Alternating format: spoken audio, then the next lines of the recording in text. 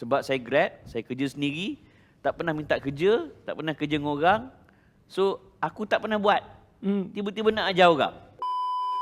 Cakap senang, buat bukan benda mudah. Macam mana lagi sekali boleh? Mic ada lagi kan? Maksudnya macam mana? Lagi sekali? Cakap senang tapi bila buat tak boleh pula. Oh, tak boleh pula. Ya, Betul lah. Itu selalunya kita lelaki ni, kita ada ego kan. Sebab tu kita selalu cakap macam tu. Tapi belum cuba, belum tahu.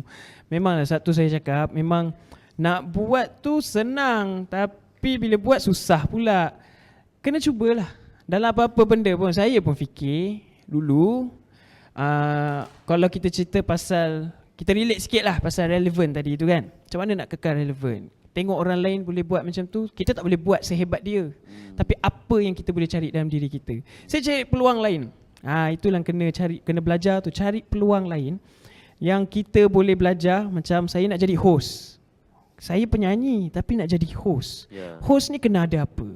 Mungkin aura, kemudian bila bercakap tu nak bagi orang percaya, idea dan juga knowledge lah. Benda tu kena semua, merangkumi semua benda tu. So kena banyak membaca, kena banyak tahu pasal news, kena tengok cara Bro Amin host satu program, salah seorangnya. Tengok lagi. So itu adalah reference kita. Sama juga macam awak cakap, cakap mudah lah. Jangan share cara kita bekerja dan belajar. Itulah rahsia dia. Kita simpan. Melainkan kalau itu adalah orang yang betul-betul ikhlas nak belajar dengan kita, memang nak kita share tips dengan dia, kita bagi. Jangan kedekut juga ilmu, bagi je. Tapi kalau orang tak minta, jangan share lah. Make it secret. Yang ni saya respon sikit sebab saya dah 25 tahun dalam dunia motivasi. Macam dah tua je kan sebut kan. Kalau 25 tahun tambahkan umur. Salah satu disiplin motivator ialah dia akan jaga agar dia bercakap apa dia buat.